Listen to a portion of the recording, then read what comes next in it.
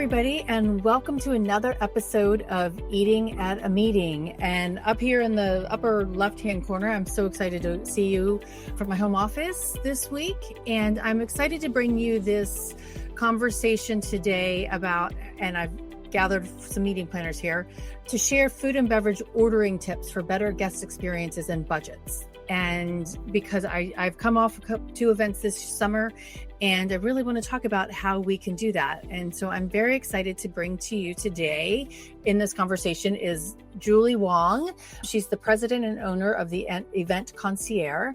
Below her is Shannon Ryan, who works at the National Comprehensive Cancer Network, and Janet Hoppenstein, who is an account director with SEI Meetings and Incentives. Welcome to the show, ladies. Thank you. Thanks for having us. So on the description for the show, food and beverage is rarely just a line item. It's like 500 line items if you take into consideration everything that we order on food and beverage. And I don't think people take that, really think about it, right?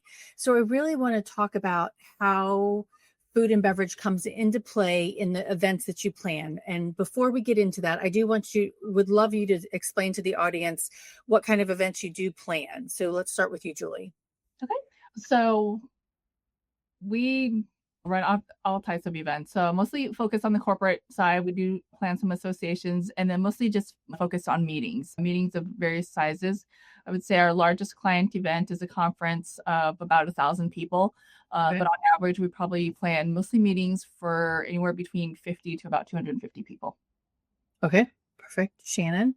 Hi, I'm similar. I work for a cancer association, and we also run the gamut. Our biggest conference is about 1,600. That's our annual conference. But for the most part, our events are anywhere between 30 and 300 people. Okay. All right. Awesome. Janet? We do a combination of meetings and incentives at SEI. My clients are primarily on the incentive side. I have a couple of smaller meetings that are like 100, 150 people. And then my incentives, one smaller one, but then primarily larger ones. For instance, 2 consecutive groups of 800 people each. So, so that's good because it seems like we all have kind of different sizes we're working with on food and beverage, and that can kind of make for more. Exactly. Yeah. And the events that I worked on this summer, one was 800 and one was 1,400. So it varies in that. And then there's lots of meetings inside of those, right? So you're not necessarily feeding that many people all at one time. Exactly. So, okay, food and beverage. It's probably our number one line item, expense wise. So what are your key priorities when you're ordering food and beverage for your events? For me, it's health and inclusivity. I think we've all seen a huge rise in allergies and food preferences. And I think that duty of care, obviously, is our number one priority as a meeting planner. So keeping our attendees safe and healthy is my number one priority. And that takes a lot of work from the beginning, from building your registration site till, making sure you're talking with the people who are letting you know that you have allergies, and then communicating it effectively to the caterers. So for me, that is the number one priority. And after that is budget. I mean, we've all seen a huge rise in costs, and now we're thinking about tariffs and how that's going to look for the price of coffee beans. And we already know that coffee is astronomical to begin with. So that's anxiety provoking as we go into our budgeting process this year. Mm-hmm. Yeah, exactly. What about you, Janet and Julie? So my first is probably variety, because for me, that encompasses what Shannon said about, health and food sensitivities or food preferences. With the groups that I have right now, a lot of them are Southern, and they still are big meat and potatoes, but then they'll have spouses or guests that are more healthy. So it's definitely big variety. I am a freak about food labeling, and both for, allergies and preferences. So people know, especially, I don't need them to label a bowl of bananas. We know what a banana is, but anything that has multiple ingredients. I'm also really big on doing deconstructed things, whether it's with everything from salads to pretty much anything that can be deconstructed, have constructed. So if you are a vegan, you can put together your salad with only the vegetables and that there's a non-dairy dressing. If you're gluten-free, we've got, and there's a sandwich bar, then obviously there'll be gluten-free bread and so forth. So I really focus on variety. So the people that really like to eat the stuff that's bad for you can, and those that eat or want more healthy or a combination thereof. I mean, I'm one of those combination thereof people myself. I'll be like, I'm going to do these mashed potatoes, but then I'll do the grilled fish. So that's kind of how I look at it. No, I like that. Yeah. Yeah. Julie, what about you? Very similar. There's how you prioritize is really tough. I feel like I take the approach of the budget, the health conscious, balance, experience, given the location, the type of hotel, and even the type of event it is. If it's a meeting, are they making sure it's not carb heavy, timing wise? If we're on a tight agenda and lunch needs to be a short time, how much variety are we offering, that type of stuff, making sure that it's a balanced menu. And if you're a multi-day, making sure that the guests don't get bored or it looks very repetitive, trying to kind of lay out a menu that almost makes sense, but also gives them a variety, gives them a taste of, if they're traveling, kind of that local taste, but also from a operational standpoint, can the venue or caterer produce what we're looking for at a, top notch, just to give them, again, that experience. But then again, taking care of all those other factors, such as budget and such as the health. Oh, one other thing regarding the health, when people put on their, on their registry, gluten-free or some other anymore, I like to check in with people, or if they put kosher, I'll check in with them personally, because I really want to know, if you didn't put down celiac, but you put gluten-free, is there something dangerous, or is it more of a preference? If you're kosher, are you kosher style, or do I really need to bring in food from a kosher caterer for you that's sealed with plastic utensils, etc.? So I like to drill down when people put their preferences now, because if it's just, I don't eat gluten because I don't like it. I mean, it's good to know you're really Great point. Yeah.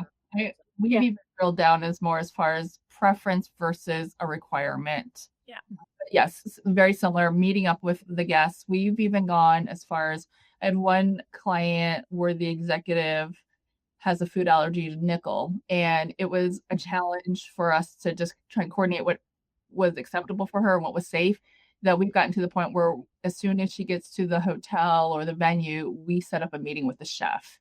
And that has caused so much relief from a planning side and from a staffing side as well, knowing that she has talked to the culinary team and that we can pinpoint exactly what is safe, and then best practices from the service staff on. So I've learned from that experience that someone that's, really high allergy or very sensitive is maybe setting up a meeting with the culinary team. Yeah. Well, and just kind of going back to all of your answers on some of those things of when somebody thinks about planning a meeting, I don't think that they think about all of those different details, right? And you're saying the dietary preferences, and then the labeling, and then meeting with the chef, and hey, we have to get food from an outside caterer for this person who eats kosher or halal, and then the variety of that, right? And how do we, the event I just did was 4 days, and we have three different lunches and dinners and receptions. It's not like just going to the same restaurant every single night, right? We're challenged with making sure that the food and beverage meets an expectation, that it's not the same, that it provides for everybody's different needs. It's so nice when, without you even having to say, hey, chef, with these vegans, can you please not just do a plate of steamed vegetables? And they come up with really creative, lovely options. I did a small awards event not too long ago, and it's a lovely plated meal, and everybody was getting all this amazing food. And we had a vegan person, and the chef did this vegetarian Mediterranean extravaganza for them that had falafel and different Mediterranean dips, and all kinds of fun, awesome things, and marinated vegetables. And they were so excited. And there were people at the table going, so you're vegetarian, vegan? and Yeah. got, and freshly baked pita with it. And so when chefs do that without you even having to prompt, when they come to you and say, hey, by the way, this is what I'm going to do for your vegan. Are you good with it? And I'm like, oh my God, yes, I'm good with it. Yeah. So that's always nice because and that also says something to me about the culinary team in general at a property when they want to make sure everybody has a great experience. Right. Well, and I just had one where for all of the special meals, they made a plate of tofu. And I'm like, no, and I'm like, why would you do that? Right? No, thank you. So how do you, I want to go back to Shannon. I think you mentioned it first was the registration. It goes back to registration and asking these questions. And I think the reports that we get. So how do you all ask the questions of your attendees to get the right reports? And I'm like, I'm not in a position where I am actually designing the registration sites. So I'm listening to the three of you. You are designing those registration sites so that you have the ability to ask the right questions. Can you talk about that a little bit? Yeah, I think it's super important to break it down. I think like Julie said, between preferences and actual allergies. So our first question is, do you have any allergies? And we list out all the most common allergies. I think it's the top 9 plus several more. And then we leave an open-ended other where people can fill that in. And then if you have answered any of that, then we ask, what will happen to you? Are you going to have a medical emergency if you accidentally have something? And is it by touch? Is it inhalation? What is it? So that we have all that information. And then we ask, do you have dietary preferences, gluten-free, vegetarian, vegan, kosher, halal? It's so important to get that information up front because for those people who are severely allergic, you need to know who they are. I want to have a conversation with them prior to the event. I'm going to email them. I want it in writing that I've emailed them, that I know what it is, that that the hotel, the chef has all that information. And then when I'm on site, I'm going to check in with chef and the banquet captains, identify these people, make sure that if they want to have a meeting with them, they have that opportunity. But I need my attendee to know that I do understand what's going to happen, what's at stake, and I take it seriously. Awesome. Julie and Janet, do you create your registration system any differently? So I'm very similar in the fact that I don't always write out. We sometimes will work with our partners and our clients to kind of review the questions on the registration.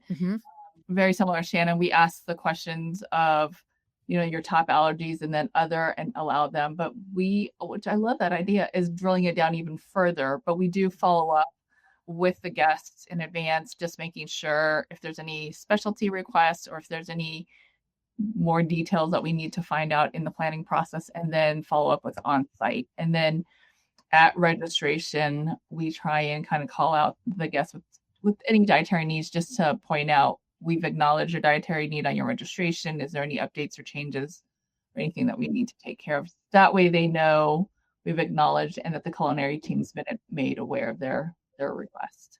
And I always make sure it's on all the BEOs. If they haven't carried it over from my specs to the BEO, I send it back and say it needs to be on the BEO. Agreed. Shannon, I like what you're doing. I definitely ask about dietary restrictions, but in the registration, I haven't asked for preference versus true, life-threatening allergy. I have a comment section, and usually they'll say, but not always. So that's a great best practice. I just hadn't. Yeah. I think I got that from Tracy. I was going to say that's the way I teach it. Yep. So I didn't want to pipe in there, but yeah, I can send that to you, Janet. Yeah, no, that's great. I mean, the large incentives that we do, that group, out of literally 800 per group, so 1,600 people, we have such a small percentage. I mean, I don't know if it's just there's very little food allergies in those southern states, but it's amazing how few. But still, so I guess so we haven't done the preference versus allergy, and a lot of them are repeat winners, and we kind of know them. So for new meetings, especially, I think that's a great best practice. I'll think of it later. There's a thought that I had that went out of my head, so I'm gonna. How do you, no, that's okay. That happens to me all the time. And I think it is important to ask those questions, because I actually, one of the events I recently did, and I asked that question. I'm like, you said you have a nut allergy. Is it consumption? Is it touch? Is it inhalation? And a couple of people were like, I can't be in the room with it. So I made the decision to make that event completely nut free. And I have actually done that for the last 3 different events, not same client, 3 different events because of that. And they're like, wow. And I tell them, I'm like, the venue itself is not nut free, right? But our events, the food that we're serving is going to be nut free. So you have no, Contamination. Right, exactly. And you have no worry, but it doesn't mean that Shannon didn't eat peanuts in her room, right? So I can't, and then come down to the space. So you can't control all of that, but at least your menus could be free of those allergens.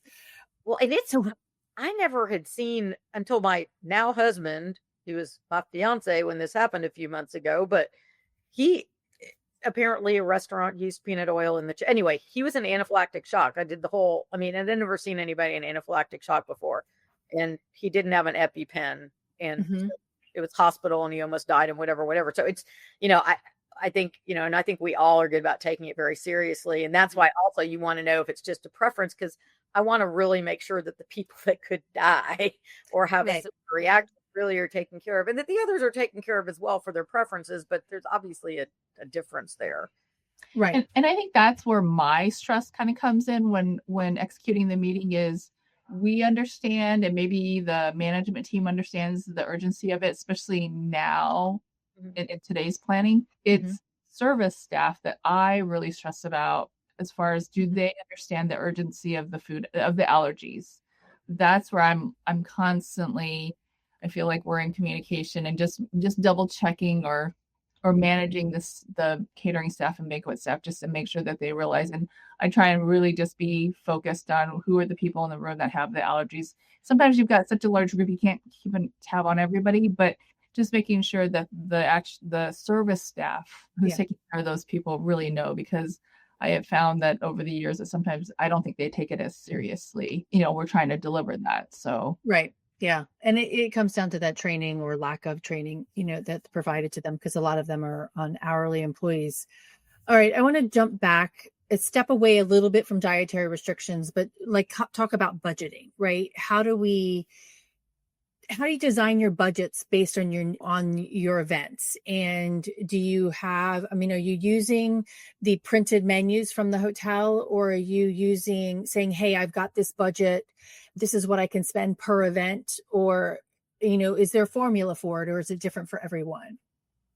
For me, it depends on the property, because in the venue, because you have some properties who are very food forward and they're really excited, and they have a great banquet captain or team. They have a great culinary team, and they're excited to work with you, and they're collaborative. And then you have others that they just put out their menu and that's that. And so when I have a really collaborative group that I'm working with, I love to just give them my budget.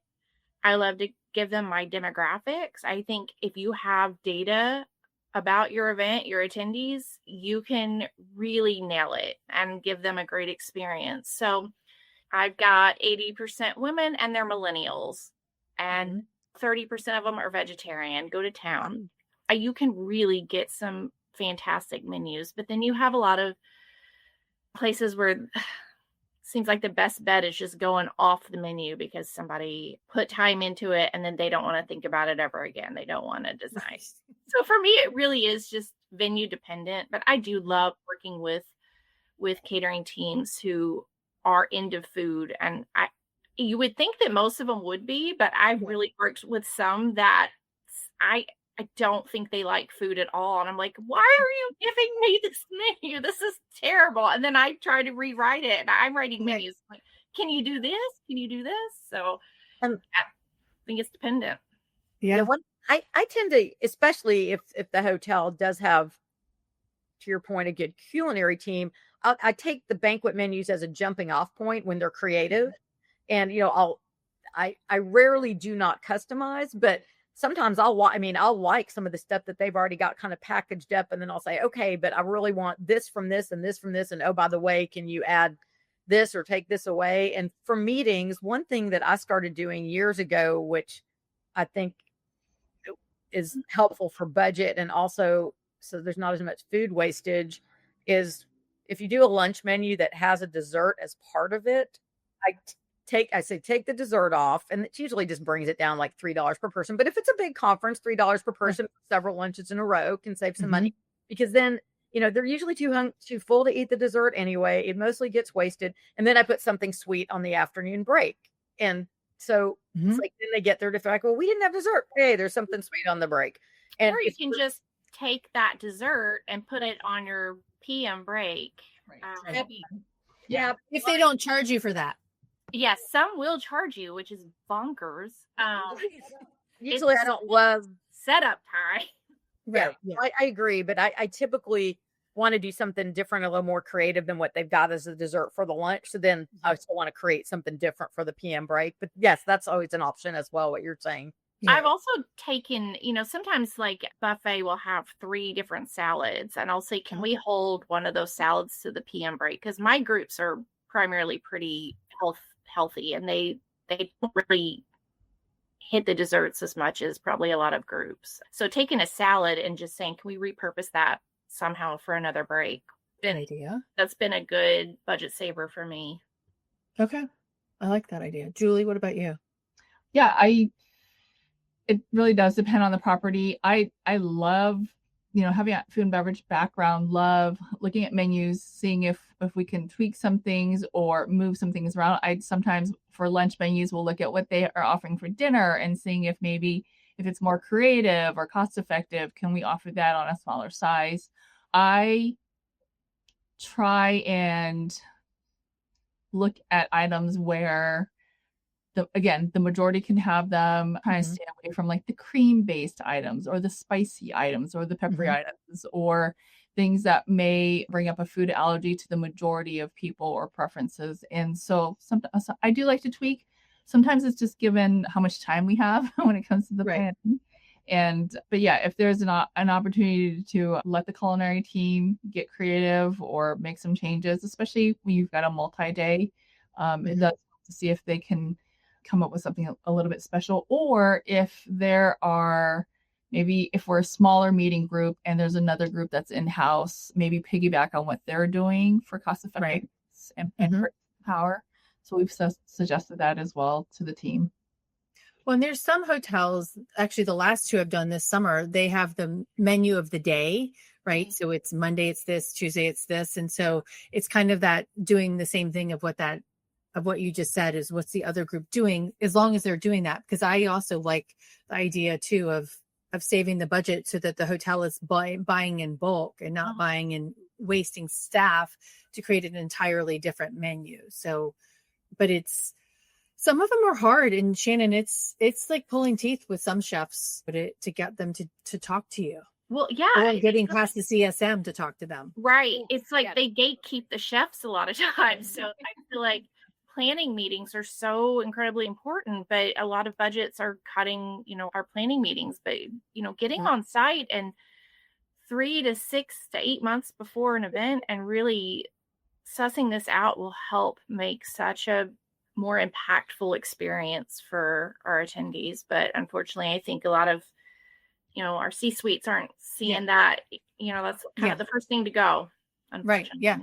Well, and I went on one, oh gosh, this is probably 2021, and it was a convention center, and the chef showed up and he never got closer than 5 feet from the table and from us, and then kept backing up. But I'm like, why are you doing this job? I'm like, just trying to assess him and get his input on catering menus. But I think he's one of those guys that's like, doesn't want to be here. And I feel like that it trickles down to the staff too, because I just did our annual conference in March was such a breath of fresh air, where even the chef was so joyful about the menu and collaborating with the catering manager that I worked with, who was probably the best catering manager I've ever worked with in my entire life, 23 years.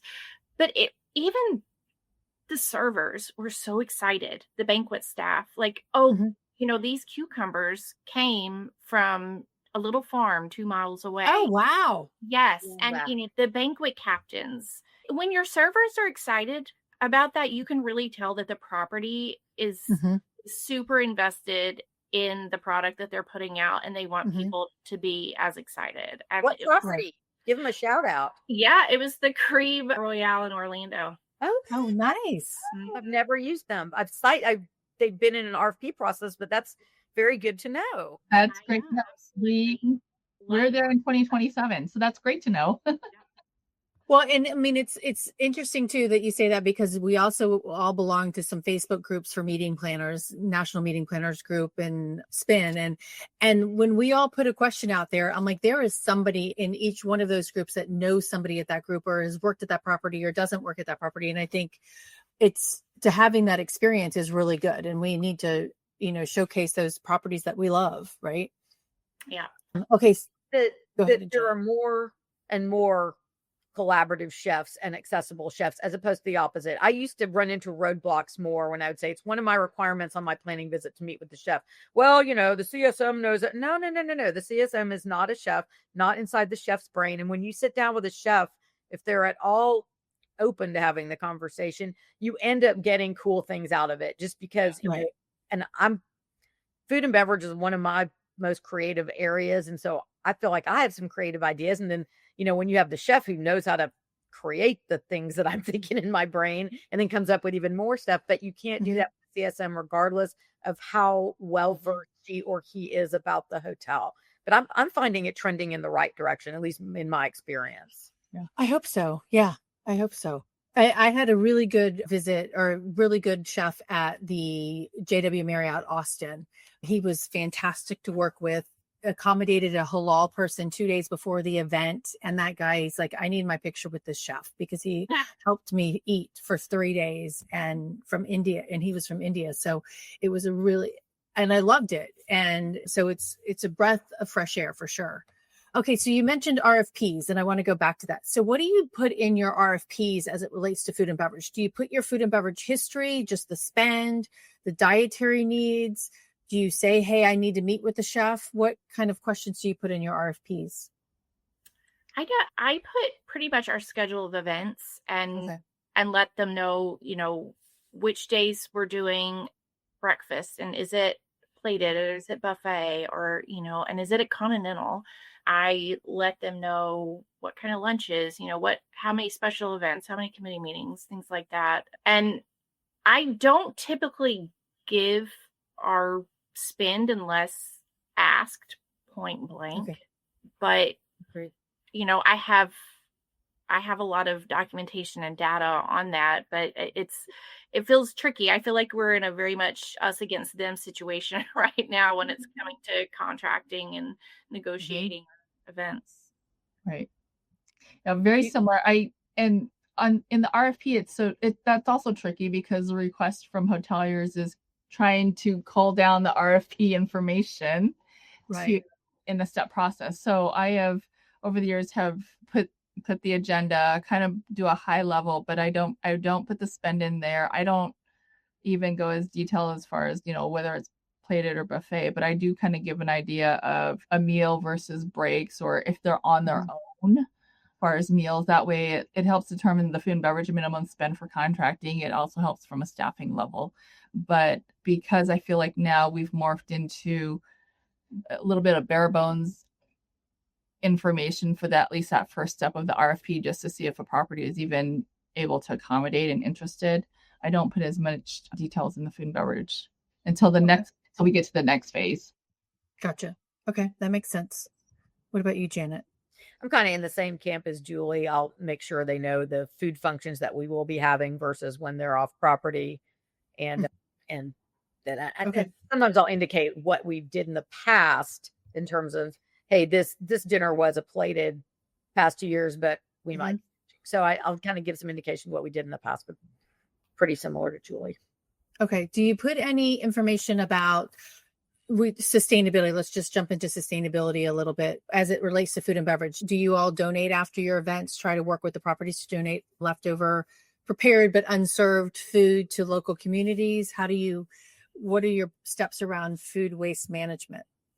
Yeah, I feel like properties have gotten a little bit better about it in recent years. There used to be so much pushback about the liability, and you show them the bill and like, no, you can't really be Right. sued for these things. So, Right. Yeah. but it feels like it's gotten a little bit easier. And in Orlando, I know they, a lot of the properties use second harvest, and that's been Right. really great seeing how much of our leftover food has gone there. I do put that sustainability is important, but I haven't asked for specific data from the hotels because I feel like there's so much greenwashing anyway that I don't know how much I can trust it. Gotcha. Okay. Right. So I think it's for us client preference. We put it in the RFP. We haven't dealt, a lot of ours, I don't feel like have delved really deep into that. We haven't pushed a lot of it. What's the hotel or venue willing to do if we want to be socially responsible? But I don't feel like we've taken it to the next level that it potentially could go to. Okay. All right. Okay. What's one thing? So we've talked about RFPs a little bit, and you're waiting to that second round.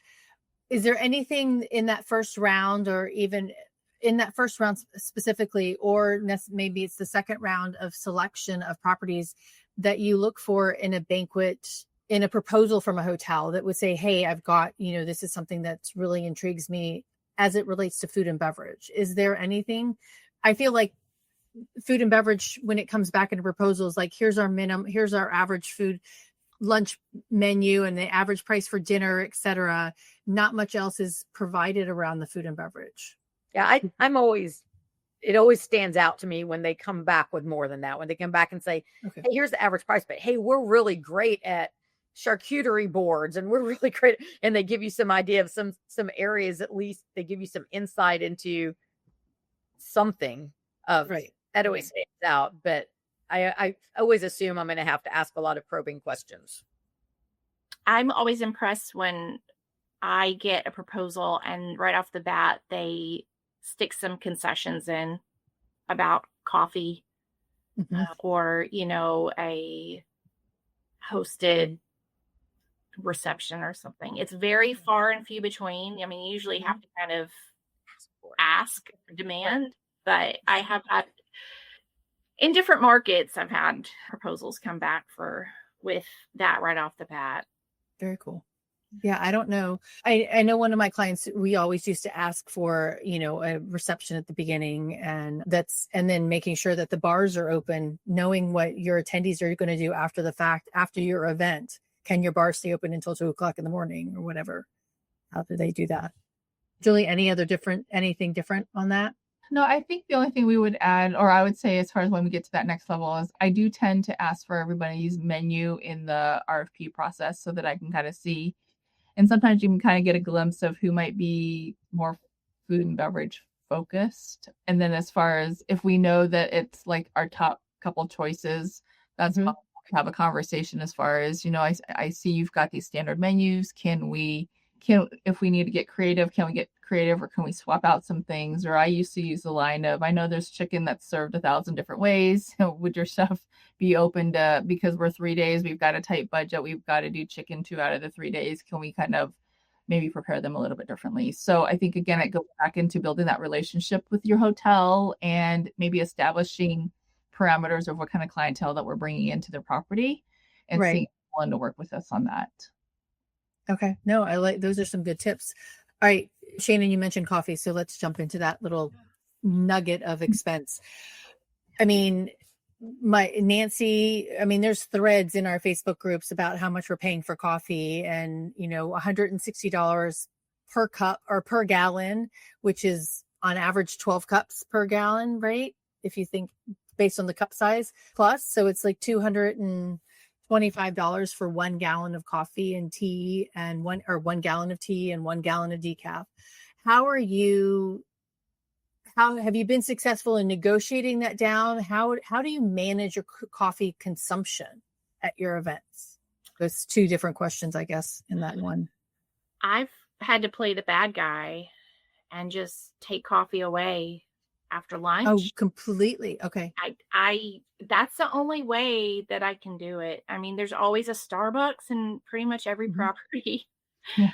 And you hope that somebody's going to sponsor a coffee bar at some Right. point, but yeah, just kind of eating the complaints about no coffee after lunch is hmm the best thing that I've been able to do. And we're kind of also really, I see data a lot, but knowing your group and knowing if you have a lot of really heavy tea drinkers in your group Mhm. and kind of pulling back on the coffee and decaf and focusing on tea. So one event I have is nurses and they drink tea and Diet Coke. So I'm going to be really strategic about how I'm going to order that and Right. letting the hotel know, you don't need nearly as much coffee and decaf, but Right. keep that tea coming and that Diet Coke replenished. With Gotcha. the Yeah. with the incentives, I don't think coffee comes into play as much as much of a budget factor as with meetings, because Right. the hotels that I'm dealing with at least still include the coffee with the breakfast. So Right. our patterns, we do a robust breakfast every day in different action stations daily and different, whatever. But coffee's always part of it. Right. The only other time that we really have coffee is on arrival day at the check-in hospitality desk. And so, and again, we kind of have an idea of our percentage of tea drinkers. So I make sure that, that the hot water is commensurate with our consumption. Right. But really, so it's not as big of an issue, Gotcha. Yep. That makes an sense. ad hoc budget concern. Right. Yeah. Julie, do you have coffee all day long? I was just thinking of all the answers. We have tried anything and everything, depending on the group. So depending on time of year, location, the group, what the event is, we have nixed decaf on some events completely. Okay. I've actually had one hotel, which I loved, for a group of about 150 people. They were willing to do hot tea on consumption. Nice. Oh, wow. I have asked that of any other hotel and they won't do it, but that one was probably one of my favorite, was hot tea on consumption. We have told the hotel that we had a budget of so many gallons, but then still or they notify. And I think it's more of a kind of setting the tone of, hey, we're on a limited budget. This is one of my nonprofit association clients. And so we say, hey, we have in our budget, let's say 10 gallons. Please let us know when we get to 7 and we'll decide if we're just going to max it out at the 10, or if it's early enough, we can add 2 more or 3 more on top of that. Again, depending on when we reach that maximum Right. as time of day. And then in our back pocket of our budget, we may actually have like 15 gallons budgeted, just Right. kind of give us that leeway. So I feel like, again, depending on your property and your communication, we've had where hotels say, okay, they're watching it as well. I've had some where a hotel, actually the convention center, was generous enough to let us keep our coffee from breakfast out, because it was included in breakfast, and Right. and out, and then started to add coffee charge on a consumption basis. I did that in Austin, and I think that because it's sometimes the hotels, it's got it with lunch as well. So like if it's included in your lunch price instead of tea, then that's your way to do that. But yeah. Remember when coffee used to be like 18 cups a gallon? I feel like we need to get smarter about demanding smaller cup sizes. Oh, I do that. Yeah. Do you? You do. I'll specify that I want 8 ounce, whatever it is. I mean, to make the gallon stretch, because the thing is, if it's a bigger cup, you know how it goes. They fill their big cup. They waste half the cup. They leave the coffee sitting there. So I just go ahead and specify that they have, for the to-go cups and the China cups, that they be the smaller cups.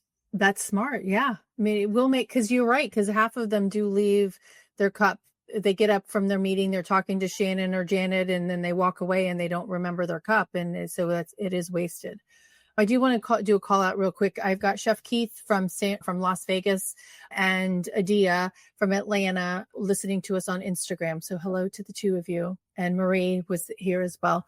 So hello to all of you. If you have questions, let us know. Or Chef, if you want to pipe in on any of these conversations, let us know too. What is actually, because we're talking about drinks here, I want to talk about alcohol, because I was also reviewing an alcohol bill the other day. But how do you manage the alcohol consumption at your events? Do you do it? I mean, I'm going to say it's going to depend on the amount of people that you have, or whether you do the package deal, like it's $25 per person, and you just pay that thing, or are you doing it on consumption and counting bottle tops and liquor bottles, et cetera? So I'll go first. Yeah. So a lot of that has to do with the group, because a light drinking group, and then, I do the math basically. And if I look at, and then, so that's usually based on the group demographics. And sometimes I'll start out with the first hour, do the package by the hour price, and then switch to consumptions for the second and or third hour of the event, because, they come in, they grab a cocktail, they get distracted, they get in it. So in the first hour, they tend to drink more, and then they kind of settle in, especially if they're sitting down and so that's one thing. Another thing, when I have a client that's concerned about budget, and I'm sure you guys do this too, I'll suggest that they do beer and wine, because people don't knock back the beers and the wines as fast. Maybe a beer if they're really thirsty, but and it's cheaper. And then maybe do a signature cocktail, to have something kind of fun and alcohol, an alcoholic cocktail than beer and wine. So that's another thing that I'll suggest if they're budget conscious. Okay. Yeah. Go ahead. I was going to say, we really only do beer and wine, and maybe a signature cocktail for a very special event, but we're really trying to do a lot more of the non-alcoholic cocktails. And those can be really expensive, just as expensive as a cocktail. So yeah. It's been really hard to negotiate budgeting for those, because people really like them a lot. Because I don't know about you, but my attendees are getting younger and they just don't drink as much. Well, and the stat that I share is that 40% of them have never had a drop of alcohol before. So, and we're only offering them water and soda otherwise, right? So and then the discussion, Shannon, on some of those drinks, those non-alcoholic drinks, are just as curated or more curated than just a bourbon and ginger, right? So it does come into play. And some of those, if they're using non-alcoholic brands like Ritual or Spiritless or whatever, those bottles cost the same as a bottle of Tito's. Yep. So that's why that price is up there as well. But there's lots of conversations on that for sure. But Julie, what about you? Yeah, very similar. I would say almost all of our bars, if we have any, is on consumption and not the per person package price. We found that we're more cost effective that way. And as less people are drinking, or people may be coming in later or skipping out on some of the evening functions, it seems to be more budget friendly for us to do on consumption. Yeah. It varies on the type of meetings. More incentives are doing full bars, but more corporate meetings or association meetings are doing beer and wine. And we've had some with dinners where we're closing the bar like right after dinner service. Like if there's still a program, we keep the bar open until they've gotten through dinner, and then it's just coffee service for the rest of the evening, just to kind of save on that bar tab.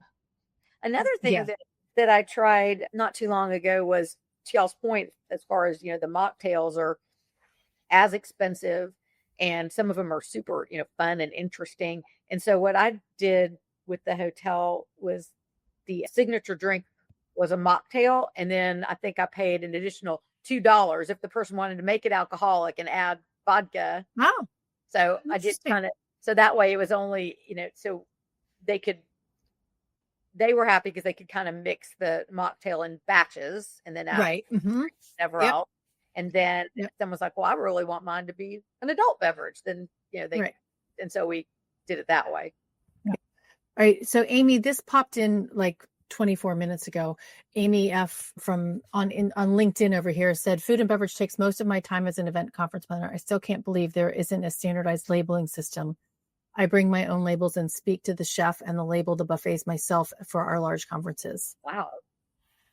And Amy, I am actually with you on that. The grid that I do, I go through and I code it myself, and then I send it to the chef and the CSM to approve and proof it. So, and even like one menu item I was proofing last week, and this one that I just did was a little challenging in getting all that done, but they had like panna cotta on the menu and it said vegetarian, and I changed that and said, you can't say that it's vegetarian because it contains gelatin. And the banquet server, who is the one making the labels, banquet captain making the label, well, I didn't know that, right? So it's kind of getting to that detail, and the fact that the hotel doesn't even realize that, it's so frustrating. Yeah. Okay, so ladies, we are at 48 minutes already. Holy moly. And I just noticed Amy just also said we often use the dessert for the break and then we negotiate a better break rate. That's a good idea too. So I want to do some rapid fire questions if that's okay with you all. Sure. Okay. What's your go-to snack during event setup? Salty and crunchy. Salty and crunchy. Okay. Peanut butter M&Ms. Peanut butter pretzels. All righty. Mine's probably a gluten-free granola bar or something like that. Okay. One thing you're the healthiest. Doesn't mean that a gluten-free granola bar does not mean that it is healthy. It's still got lots of sugar in it. Could have lots of sugar in it. Okay. One thing you wish you could always splurge on for food and beverage. Good wines. Good wines. Okay. That's a good one. I would say a really nice coffee bar with all the amenities. Sushi at receptions for the group. Okay. Do you have a lot of sushi eaters at your events? At some of them a decent amount. Yeah. But I can't, it's right. Yeah. very expensive. Yeah. And then when you do have it, they tend to eat a ton of it. So they'll like pile up their plates. So you always have to have it attended anyway. Okay. This was in my main questions that I sent you. What's the biggest pet peeve when reviewing a menu proposal? Add-on price for coffee on a breakfast package, like not including it. I think for me on menus, related to food is just a couple things more options and items that are served with, it's the best way to describe, like that are hard for restrictions or allergies or dietary preferences, meaning lots of cream sauces or spices, even though like I'm in the Southwest, I'm in Arizona, and it tends to be spice heavy, but it doesn't have to be. There's so many other foods here that's still Southwest that I don't think are listed there. So again, I think it comes down to a little bit of cost and creativity from the culinary side, but having items where it's like, we want to modify that. I think there are more friendlier ingredients that majority of the population can have, sauces with citrus versus dairy, cream sauce, that type of stuff, or avoid peppers as a garnish for everything, or that type of stuff, where it's like trying to, because then again, it comes down to timing and us taking the time to then dissect the menu, change it to accommodate the majority of the people or food allergies. Yeah. Shannon, did you say one? I would say lack of creativity and having menus that don't have maybe anything gluten-free or vegetarian on the menu, or just have one option.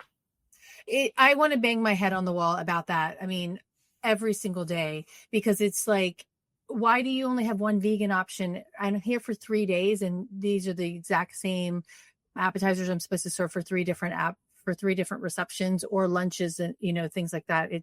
It boggles my mind. Okay. So Alvin over here on LinkedIn just popped in here and said, sushi is very popular. Alvin Valencia. And then he also said his pet peeve is push button coffee machines. Oh my gosh. I haven't seen one of those at an event. Right? Yes. Oh, I've had that. And I agree. I would rather have the drip coffee. I have seen the Nespresso or the Keurig machine be put as the coffee station, and that drives me crazy. So thank you. Wow. Okay, now I'm yes. Guys, processing that. How that? Okay. Yeah. I've seen that. Thankfully. Okay, that's going to take a lot longer than just having the urn. Yeah. I Filling the water. where I've seen it was like smaller meetings, breakout. Like Mm-hmm. we had a board meeting before the regular meeting, and we had coffee, and the Nespresso machine came out. I thought, what is this? So, and I've seen it as small of as large of a small group for like 40 people. Yeah, no. We're talking, I'm not going to say the particular hotel, but 2 brands, Fairmont and Four Seasons. I was shocked. Wow. And I thought I would rather have them brewed coffee in the urn than the push button. Hashtag lazy. Yeah. Right. Yeah. Yes. Or lack of staff. Or that may be that first thing of it. Okay. Signature dish you love seeing on a menu or would love to see on a menu. Ooh. Signature dish. That was a tough one. It depends on where you are in the country and the world. Right. I agree. It really depends on where you're at. So, okay. But I would say on a meeting break, and this isn't a signature dish. This is something that I just love, and is make your own trail mix. Okay. Make your own trail mix is the best break, and then you can customize it and use regional, like Chukar cherries in Seattle, dried Chukar cherries, and then. But I love when they've already got that, and they're not like, "What? I have to create this." Right. I mean, I definitely love where menus have items that are indicative of their location. A taste of their local flair, Mm-hmm. I think is always appealing, especially when you've got meetings that kind of move locations year to year or right. the year. Is you want to kind of have something that's in their backyard. Yeah. No, I love that too. Okay, last question. What is the most overused item on event menus right now? So I'm the opposite of Janet. I feel like nuts are way too common on event menus and they terrify me. So every time I see nuts on a menu, I get a little like, ooh, I want to stay away from that. So I feel like, I guess because I'm scared of them, I see them everywhere. But I generally just don't order anything with nuts. Awesome. For a while it was cheeks, and the beef cheeks and the pork cheeks and all the cheeks were hot. Think of anything being overused, but I felt like that was like, a big player on restaurant menus and banquet menus, and then it faded. But I feel like avocado toast is everywhere now, which is like 3 years past the zeitgeist. So, and it can be so creatively done. I don't mind the avocado toast, but I hear you. Yeah. Well, over making it too. I mean, I did one, this was in 2022, and they did a gluten-free bar with gluten-free thing, but they had 3 bowls of guacamole of avocado, like this big for just the gluten-free thing. I'm like, we only have like 10 people that are gluten-free. Why are you and then 3 bowls on the, I mean, that was food waste management or food waste big time. All right, Julie, what about that question? Well, a little spin on that is one thing I wanted to add is, and this was a discussion with a couple planners recently, is one wish I had for culinary was either a separate or a standardized menu that you could provide for staff meals if you have a large staff. Okay. I know a lot of us tend to piggyback on it, or if I would love to myself create something where I can say, here's what I love to do for the staff, because it's something quick, it's something easy, it's something that's a little bit less than the standard menus. And I think it's something that they would eat either on the run or keeps them fueled and going, is something for a staff. Kind of like in perspective, when you go to a kids menu, when you see a kids menu at different restaurants, we all know it's always got the burger, it's always got the chicken tenders, spaghetti. Be nice for maybe a one page, similar to like a page of vegetarian, vegan items for your staff, because staff meals can get expensive. Oh yeah. Yeah. I negotiated the menus at some of these hotels, the lunch starts at $82 a person plus. And I've kind of on some of the notes, Shannon, you said, take that salad and put that on a break. I love that idea, but I'm like, okay, no, I want to cut a protein and I'm only want to pay $50. So what can you do for $50 for our staff meals? Right. Because it's just, that's feeding a lot of people. I mean, you're feeding 1,200 otherwise, right? But still feeding 50 people, 20 people, for your staff meals, that adds up over the course of 7 days. Yeah. And another thing that I find in a lot of our contracts that we negotiate is that the group meals are complimentary for staff up to 12 people. And we have a 30% discount on thereafter or something. So, and that is helpful as well. Can be helpful. Yeah. You can't always get that. It's a smaller event. That's our, the big one. Right. Yeah. So much revenue. Right. Yeah. And I negotiate the price of sodas and bottled water down to $5 and coffee down to $100. So Do you find that's usually, you're usually successful in that, Tracy? My clients have been, yep. Mm-hmm. Okay. And getting it down, at least not at the $160 or $200 a gallon. Right. I'm like, it doesn't cost you that much. Right. So, or I'm going to cut it all together. Right. Like Shannon, I like that you cut it for the afternoon. So, well, there's lots of nuggets of information in this email, in this blog, in this podcast, not blog, email, whatever it is. But I thank you so much for joining me today. And I think people have learned a lot. Alvin, thank you for joining us. Amy F. for joining us as well. And then Keith and Adia and Marie on Instagram. Thank you for joining us. I really appreciate it. But the knowledge of these certified meeting professionals that you're talking here is elaborate. And if you want to reach out to each one of them, let's see, you can reach out to Julia. She's Julie Wong, CMP on LinkedIn. Janet is Janet Hoppenstein on LinkedIn. I said Stein earlier. Is it Steen or Stein? Hoppenstein. Okay.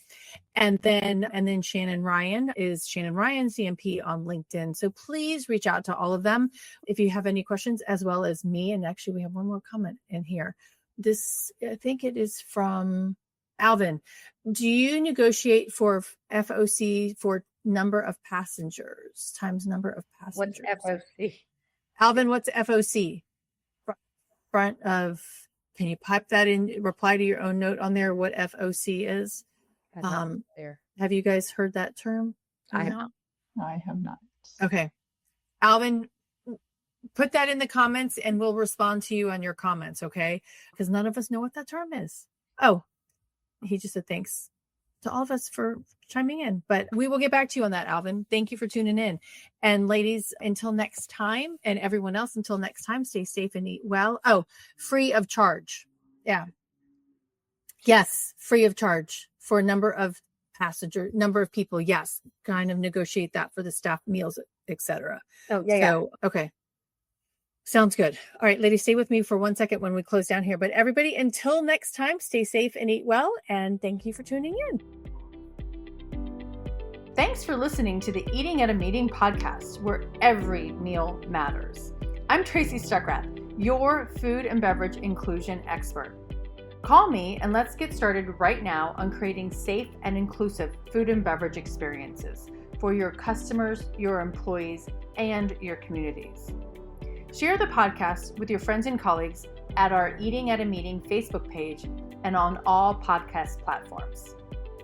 To learn more about me and receive valuable information, go to tracystuckrath.com. And if you'd like more information on how to feed engagement, nourish inclusion, and bolster your bottom line, then visit eatingatameeting.com.